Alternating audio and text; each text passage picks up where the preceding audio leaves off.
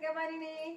చూడండి, నేను అప్పుడప్పుడు నాకు వంటలు అంటే చాలా ఇష్టం అండి. వంటల విషయంలోనూ ప్రకృతి మొక్కల విషయంలో కూడా నాకు చాలా ఇష్టం అండి. మొక్కలు అనగా వంటలు అనగా ఇగో చూడండి, పిండి వంటలు కూడా నేను చాలా చక్కగా చేస్తానండి.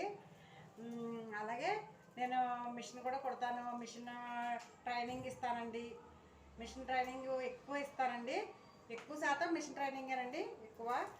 ఇగో చూడండి, నేనైతే ఇదిగో తాటికాయ అయితే తీసుకొచ్చామండి. మా నాన్నగారు తాటికాయ పొలం నుండి తీసుకొచ్చారండి. ఆ తాటికాయని నేను ఈరోజు తాటెట్టన్నా గారెలన్నా వేద్దామని ముందైతే పేస్ట్ తీయడానికి ప్రిపేర్ అయ్యానండి. ఇదిగో పై తొక్క అయితే ఒలిచాను. ఇదిగో చూడండి, ఇప్పుడు మనకి ఇది పేస్ట్ ఎలా తీయాలి ఏంటి అన్నది నేను ఇప్పుడు చెప్తానండి. ఇదిగో చూడండి, ఈ గిన్నె చూడండి, ఇది బియ్యం జల్లించుకునే గిన్నె అండి. ఇది ఈ గిన్నెకి ఇలాగ హోల్స్ ఉంటాయండి. అయితే బియ్యం జల్లించుకోవడం ఏంటో అనుకుంటారు. బియ్యంలో చిన్న చిన్న నూక వస్తుంది కదా, ఆ నూక లేకోకుండా జల్లించుకునేది జల్లిడిది. బియ్యం జల్లిడి అంటారు అనమాట.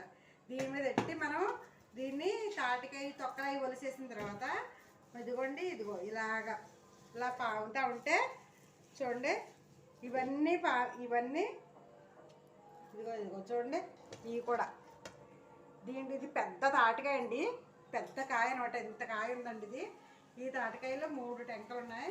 ఇగో చూడండి, ఇది అయిన తర్వాత ఈ రెండింటిని కూడా పేస్ట్ చేసేస్తాను. ఇలా పామాలండి. చాలా టైం పడుతుంది, కానీ చాలా టేస్ట్గా ఉంటుందండి.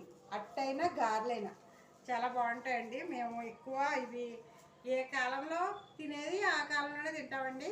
మాకు చాలా సరదా అండి ఇవంటే. చూడండి, ఇది మనం ఇలా పామినప్పుడు పేస్టు ఇగో చూడండి పేస్ట్ ఎలా వస్తుందో.